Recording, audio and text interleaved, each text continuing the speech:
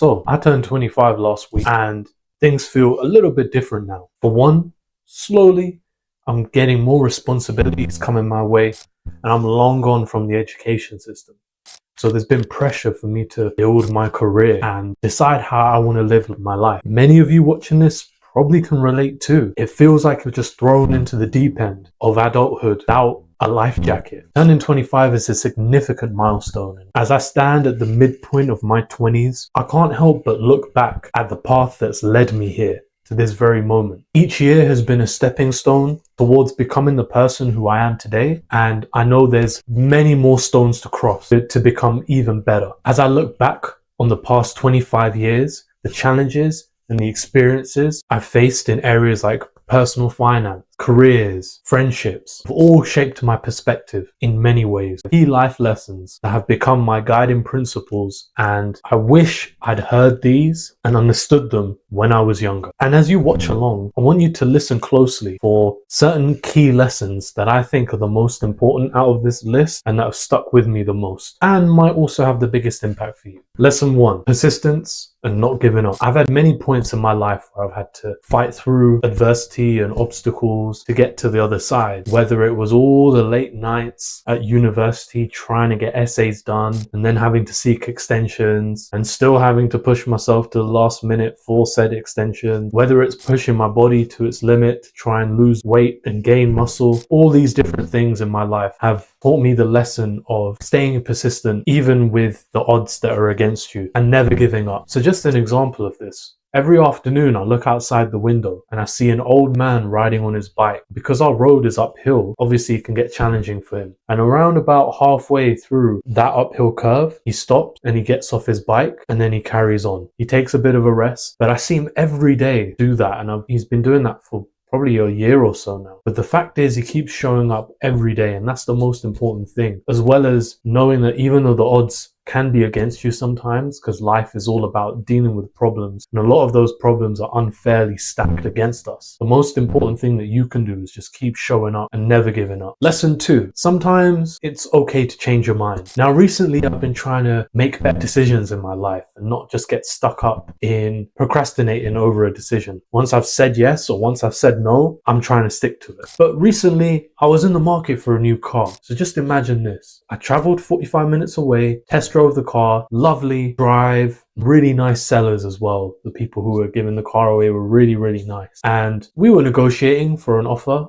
And, I put in an offer that I thought was reasonable. I didn't think the car was 100% justified at that price. In fact, it was already a bit of a steal, but I tried to get it a little bit lower. They counter offered with a price that was only £200 above what I originally offered. But I was so inflexible at that point and I was so hesitant to get the car that I just said no. I walked away. Now, as I was going home, my dad kept telling me that it was a really good offer. It was a really good offer. Are you sure you want to do that? Are you sure you want to skip out on this car, because you ain't going to find a lot of good cars out there for that price? And I was just wrestling with it in my mind, and at the end I actually succumbed to it, the pressure, and I said, yeah, well, let's phone them back and see what they say. We can meet in the middle. We met in the middle, and right now I've got a lovely car. And I still felt that it was a lot of money to part with the amount that I wanted to pay for the car, but it did teach me that lesson. Sometimes you can change your mind. You don't have to be rigid once you make a decision. If that maybe you need a little bit more time, then take that time. Don't just rush into a decision for the sake. But that leads me nicely into my third lesson.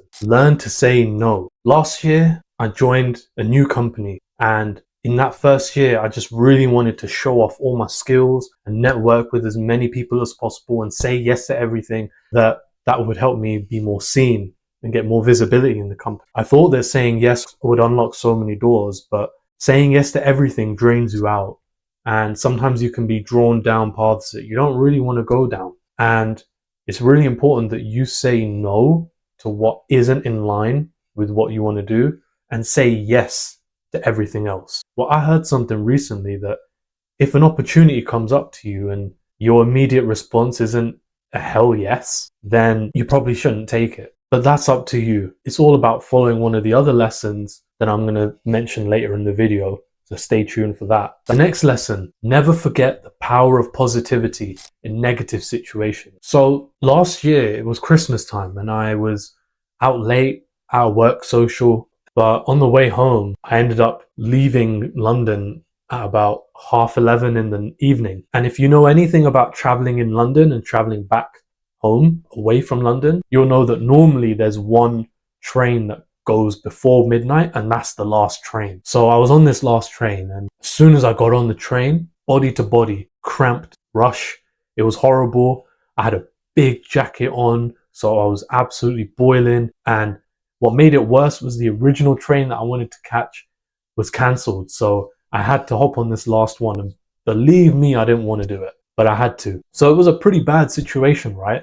But I was thinking, you know what? I've just got to bide my time. Slowly people will get off. No, people were staying on, and it was still so cramped, and I was there for half an hour. Don't get me wrong, I wasn't the only one who was feeling this way. But as we got into the journey, people actually started singing Christmas carols. As I mentioned, it was Christmas time. And so what happened was that helped pass the time. Other people joined in, but it taught me that really powerful lesson of being positive, because the time actually passed a bit quicker, and it was a half an hour journey to my train stop, and the last 15 minutes when they were singing carols all flew by. So that's just a small example of being positive in negative situations. There's nothing that you gain by being negative and being cynical. I used to be so cynical and negative and bring people's energies down. But now I'm trying to shift a bit more towards positivity.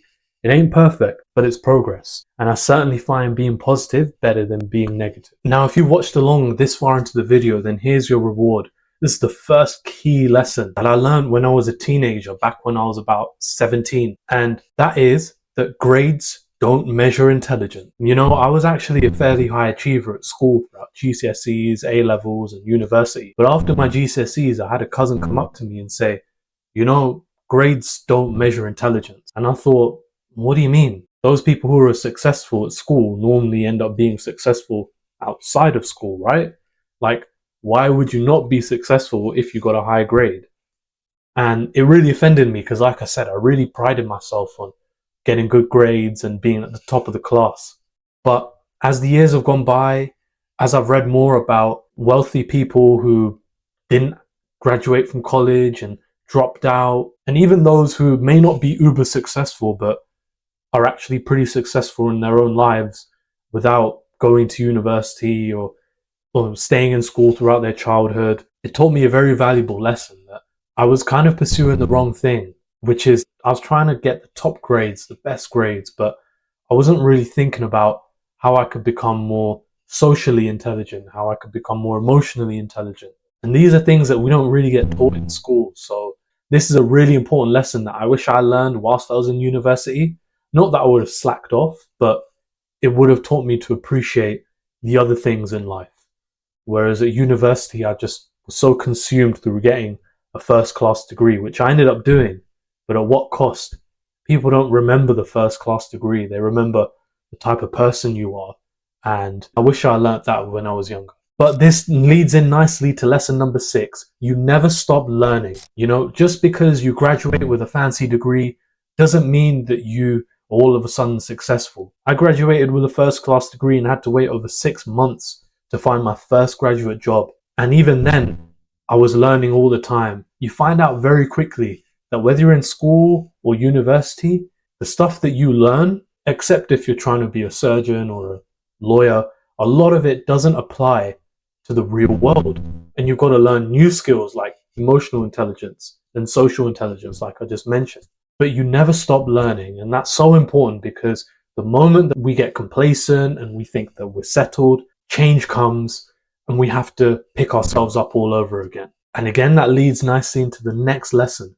Change is the only constant. I've been through so much change in my life. I graduated with a history degree. I did my first job in IT, and now I'm working in project management. All these different things are so different from each other, yet they all follow a common thread, which is that they've come about through me adapting to change. And adapting to change is not easy. I accept that. But as you keep learning and you build the mindset to learn and grow through trial and error, you eventually start to embrace change and find ways to create new opportunities for yourself. And that leads into the next lesson, which is to let go of whatever is not in your control. You know, in life, there are certain things that happen to us that is not in our control. For example, a loved one may die, you may lose your job, but there's a lot of power in just saying, look, there are certain things I can control and there are certain things that I can't control. And it's really important that you weigh those up in the situation you're in, because oftentimes you can't control what's happened to you, but you can control the response that comes out afterwards. And that's taking true responsibility. Like I said, a lot of important life events are things that you don't have any control over, but it does teach you to pick yourself up and take responsibility for having a good response to that certain event. And again, this is such an important lesson because back in 2022, I got laid off from my first job. Can you believe it? First graduate job that I mentioned earlier, I waited 6 months to get, and all of a sudden I got laid off from it. It felt pretty devastating, but I reminded myself at the time that the decision to lay people off, and for me in particular to be laid off, it's not personal and it wasn't in my control. But what I did control was not burning a bridge and criticizing everyone before I left. I also made sure that I updated my LinkedIn and my CV to make sure that I was still employable. And I made sure to control my emotions as well. It would have been very easy after work to just be incensed and frustrated, but I just accepted it. And acceptance comes with time. Acceptance is not something that you can master straight away, but learning how to master it will save you a lot of mental energy that you can put towards better things in life. Speaking of embracing change in your life, do you know that the smallest changes often have a big impact? If you've ever read Atomic Habits by James Clear, you'll realize that you don't need to make big, grand changes in order to see big change in your life. For example, when I wanted to lose weight, I had a pretty difficult time starting at first because I thought I need to completely change my diet. All these big, grand things that if you introduce it at once, sure, you're going to stick with it for a couple of days. Then after that, the discipline is going to fade. So instead, you just focus on getting 1% better each day. Over 365 days, it just snowballs into a much more positive effect. For example, when it came to losing weight, I never really drank much water. And it always meant that I was dehydrated, had a lot of migraines, and just didn't really feel energized. So what I started to do was I made a small change in the morning. What if every morning I can just have a glass or my bottle of water, like right here, in my bedroom, on my windowsill or on my desk, so that the first thing that I have the ability to drink when I wake up is my water. And as an effect, I used to drink like half a bottle every morning. And this is about, I'd say 500 milliliters. I'm not the best with all of the measurements and stuff, but you get the point. Drinking some water in the morning is better than no water. And actually over time, I found that I was cutting out a lot of fizzy drinks. I went from drinking 4 cans of Coke a day, maybe even 6, to drinking no fizzy drink cans for a good 6 to 12 months. So it's small changes like that as you stack them up over time, it snowballs into a much more positive effect. Now, I'm not saying drinking water alone helped me lose weight, but cutting down on sugary drinks definitely helped to kickstart that momentum. Speaking of exercise, the next lesson that I want to tell you is that exercise guarantees you a better quality of life. Now, when I was growing up, I was quite overweight and chubby, as people would say, and it stuck with me throughout my childhood. I used to think that playing the odd football match or cricket match would help me lose weight, but it never really did. And it wasn't until lockdown 2020 when I really began to take my health seriously. Why? Because I felt a lack of confidence. I felt de-energized. I felt dehydrated. I felt lazy, And I just really felt that I needed a change. And what I started to do was do home workouts every morning for a good 3-4 weeks. And then after that, I started having some protein shakes and combining that with exercise. And then once lockdown started to ease up, I got a gym membership. And if you frequently go to the gym, you'll probably realize that going to the gym for the first time is quite a daunting experience, right? Especially if you feel overweight. You feel a bit out of your depth, right? When you see people who are a lot fitter than you or are lifting heavier weights, and you're just there as a new guy just rocking up for the first time, not even knowing what most of these machines do. or how to do the proper exercises, or not even knowing how to work your triceps muscles, right? What even is a tricep? You might be wondering when you first walk into the gym. But over time, as I put in that consistency and hard work, I can say now that I'm in the best shape of my life physically. It's not because of a specific diet or anything like that. It's just because I've been exercising consistently now for the last 4 years, and I feel in my fittest shape yet. But I know there's still a long way to go. I'll never reach that perfect body, and you may not either. But certainly now, looking at me now compared to when I was looking at myself back in 2020, a world of difference. And exercise, it has so many benefits that I don't even want to go into here. But just to name a couple, it improves your mental health. It improves your self-esteem. Like when you look in the mirror and you see yourself fitter and leaner, it just gives you so much more confidence. Especially when you're wearing clothes that used to fit you quite tightly. And now when you wear those same clothes a few months later, all of a sudden they're baggy and they no longer fit you. That feels so good, right? So that's a really important lesson for you to take. If you look after your body now at this young age, then it will pay you forward so much when you get older. But you may be wondering right now as you listen to me talk about my fitness journey, well, how did you stay motivated enough to carry that on for 4+ years? Well, I would like to say that leads nicely into the next lesson, which is that motivation alone does not take you very far. Now, I've discussed this in another video, but I feel like motivation doesn't last very long, right? I've talked about the story of when I went to New York and saw the Times Square billboards in real life and thought that I wanted to be on there. But a few months later, I hadn't really done anything to get there. So it was just a loose motivation, right? I saw something nice, it looked really good, and I thought I want to be on there one day. Now, maybe that works for 1 in a million people. But unless you have a solid plan and goals, specific milestones to hit, in the form of SMART goals or, daily habits and systems, unless you combine all those 3 things together, you're not going to get very far most of the time. And for me, I had to really write down why I wanted to lose weight. And I wanted to lose weight because I wanted to feel good, I wanted to look good, and I wanted to boost my overall confidence. And that helped me get a bit further. But then you need a system in place, right? Back when I started my fitness journey, it was difficult for me because when I wanted to go to the gym, I didn't have my own car. And I mean, the gym that I go to now, which is fairly expensive, is only a 2-minute drive away from me. But the gym that I was going to before was about a 10-15 minute drive, and I had to rely on other people to get a lift from. So relying on that alone wasn't really helpful for me personally, because I'd done home workouts and walking and outdoor exercise for a good 3 months, and I thought, right, I want to go to a gym and build upon that. It wasn't until I got my own car that I thought, right, I can make this a habit.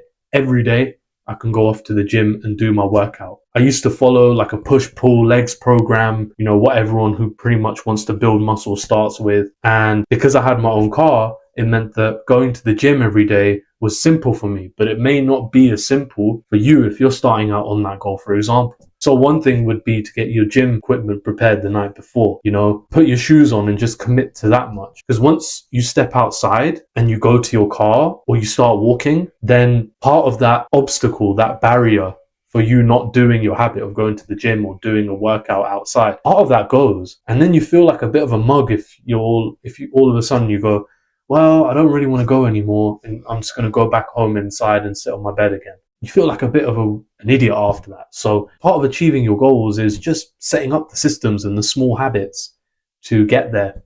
And let me know if you want me to break that down in a future video. But yeah, one thing that will take you very far, and this is the second key lesson of the video, is that you want to follow your curiosity and your passions. We all have different interests in life.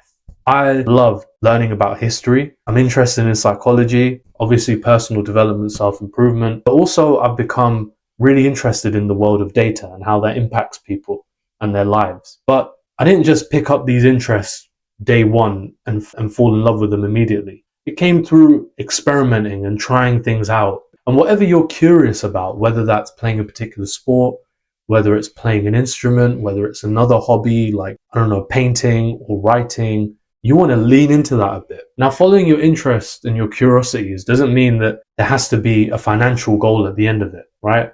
A lot of people pick up hobbies and just do them for the fun of doing it. Like, I love playing football, for example, but I know that at this age, I'm not going to get a professional contract or anything like that, unfortunately. But I still play football because I enjoy the pressure of playing. I enjoy the skills that come along with it. And for me personally, playing sports is just such a good way to detach yourself from everything that's going on around you. When I play sports, I don't think about what's happened at work. I don't think about some of the other things that are going on in my life.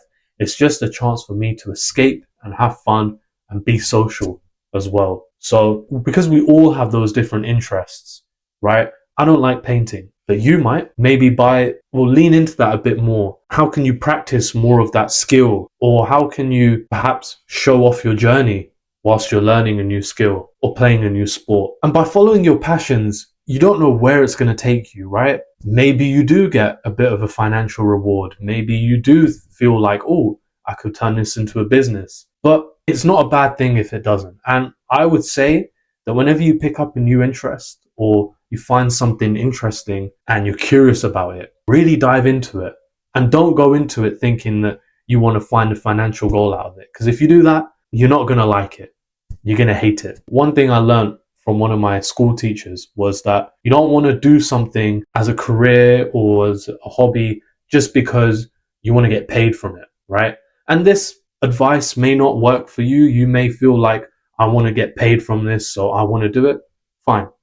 To each their own. But what my teacher told me was, don't study something just because you want the money out of it. Because over time, when you get into difficult situations, if you're not genuinely interested in it, you're really going to struggle and you're not going to go very far with it, and you're probably going to give it up. Whereas if you study something that you enjoy and you work on something that you enjoy, you'll find yourself working on it a lot longer than you think. And also, you'll really enjoy getting stuck into all the challenges from it. Now, leading on from that, the next lesson is that you aren't special. You're just you. If you've ever read The Subtle Art by Mark Manson, give that a read because he explains it better than I can. But growing up, we're told that we're unique, we're special, with this, with that. And when you grow up and you perhaps don't achieve what you want to, or you get a low grade, then you feel crap about it. You feel like, oh, well, I'm unique, I'm special. Why am I not getting this stuff? And we tie how we feel about ourselves to things that we're told by people when we're younger. And it's not your job to tell people when you're a kid to stop saying that you're special, you're unique, you've got so much talent. But it's important to break that down when you get older and just be a bit aware about it. And try and not embrace that, but think of something else. And you've got to realize that you aren't special, as blunt as it is. When I read that book for the first time, it really hit me like a knife to the heart. I was like, well, I've been told that I'm unique, I'm special when I was growing up, and I believed in it. But that book was right. We aren't special or unique. And actually part of life and growing up is accepting that, but knowing that you have a unique set of perspectives, values, and interests that make you you. So really lean into that and construct a life that is meaningful to you. And also, if you fail or you succeed, don't tie it to these values that we've been taught in the past of being special, because if you don't achieve that high grade or you don't achieve what you want, your self-worth just sinks. Speaking of other people, I want you to know this important lesson, which is that every person who comes into your life teaches you a lesson. Whether you meet that person on the street and you just say hi or bye, whether it's a close friend that you've known for 10 plus years, whether it's someone that you're getting to know, or whether it's your own family, everyone who you come into contact with in life teaches you a lesson. Now, some people, when you're growing up with them, maybe your close friends, but maybe you realize that they have certain things that they do that aren't in line with who you want to be and what you want to do. It can be difficult to cut them off, but you've got to appreciate that there are different lessons that people teach you. For example, maybe some people teach you that backbiting isn't good, or that you should hang around with the people who you want to be like in your life. Sometimes you have to have tough conversations with people, but there are also other people in your life who may come in and teach you the value of being grateful or being compassionate or being a happy person. It's not like these things are going to be spoken to you, right? Like, oh, you've taught me how to do this. You've taught me the value of this. A lot of times you pick that up through interactions and you pick that up through how people behave. And it's really important that you identify that in your head and you align your friendship group with people who you want to be like and who you genuinely enjoy being around with. because otherwise it causes a lot of problems for you later down the line. And speaking of people teaching you lessons, the next lesson linked to that is never hold a grudge. You know, even though we have a fairly long life expectancy today, especially here in the West, of about 80 years, life is still extremely short. And especially if you're watching this and you're over 30, you may realize that fact more than younger people. But life is too short to hold a grudge. What may have happened 10, 15 years ago, is that pain and that resentment worth keeping now? A lot of times, no. And maybe sometimes it's better to reach out to people and get that closure and just say, look, you did this to me. This is how I feel about it. And I just wanted to let you know because I've been holding on to it for so many years and it's been eating away at me. Maybe we could talk about this. Or even if you don't want to go back to that person, then you may say, well, look, I just wanted you to hear it from me. I wanted to get it off my chest. Thank you very much. So that's a really important lesson because it shows maturity, and it just shows as well that holding grudges takes up a lot of mental energy at times. It may not be at the forefront of your mind every day, but it eats away at you. And the longer you hold that grudge, the more difficult it is to be a calmer and happier person. You can do all the meditation and mindfulness you want, but unless you address that grudge that you have, and if you can't reach out to that person, simply accept it and let it go, then you never will quite be at peace in life. And this took me a bit of a long time to accept. Now, the final few lessons are fairly similar, so I do want to run through them very quickly. The first of those, and the next lesson, is that happiness is not found on social media. Now, if you've grown up with social media like me, you realize very quickly that, especially when you start posting stuff, you may think that you've posted a cool photo or a cool video, but then you may be seeing that it's not getting many likes, many comments, reposts, whatever. And that can really eat at you, man. Like, it sucks. It's not even just Instagram and Snapchat. It's also YouTube. When you get a video that doesn't really pop off, it sucks. You know, you put so much time and effort into a video, and to not see anything from it, it's like, well, bro, what's going on? But there's a lot of psychology that's at play. Likes, follows, subscribers, reposts, all that stuff. There's a massive rabbit hole in there. And the other thing that you should know is that you're not alone in having that feeling. I felt that way for many years, where if I didn't get many likes or comments, then I would be really upset about it. I don't have many subscribers now, but, you know, just chasing subscribers isn't the solution either. It's about being true to yourself and building a lifestyle that's true to you. And you should also know, as you get older, that a lot of times what you see on people's social media isn't exactly a true representation of how their life is going.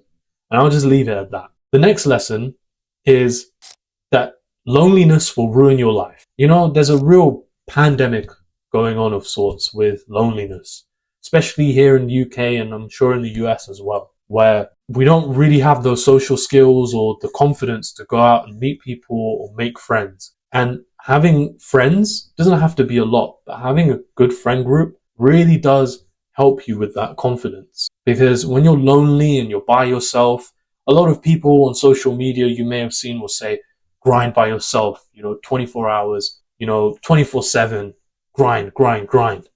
But if you live that lifestyle, you're going to become a very lonely person and a very isolated person very, very quickly.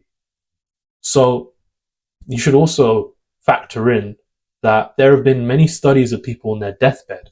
And one thing that they've said is that they wish they spent more quality time with others and that they didn't put so much attention into their work. Because at the end of the day, people aren't going to remember the amount of work that you've done for a particular company. They're going to remember the amount of time that you spent with people and the memories you created with them. So don't forget that. And speaking of life, the next lesson is simply one of memento mori. It's a pretty grim lesson, but it's one that is worth sharing. Memento mori is simply a saying, a Latin saying, that is often used in the world of Stoicism, but it's simply this: remember that you must die. Again, I know it's very grim, but there's an important meaning to it. And the meaning is that through all the little things that happen in your life, the grudges you hold, the high, lofty goals of getting loads of money and being rich and famous, all these sorts of things some of them are nice to have, but they're not ultimately what we should live for.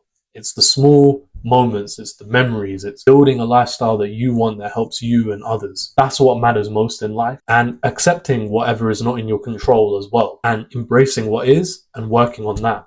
And so it's one way you can look at it is that it's a reminder to detach from those grudges and meaningless things in terms of those worldly ambitions. And it just helps us to appreciate the smaller things in life, which is ultimately what matters at the end of the day.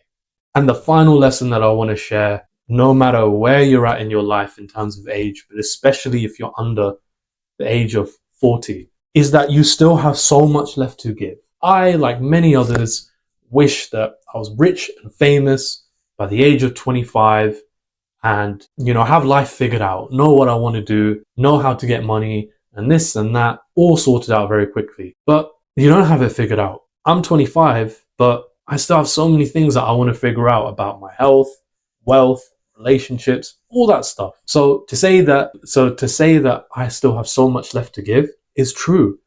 And you do as well. Because we are often expected to have everything figured out for us in this big grand life plan by the time we're, 20 or 30 or 40. But I want you to do this. Talk to people who are similar age to you and ask if they have everything figured out. I would be shocked if you found people who genuinely thought to themselves, you know what, I have this life thing figured out. I know what I want to do. I know how to do this. I know how to do that. I've got everything balanced.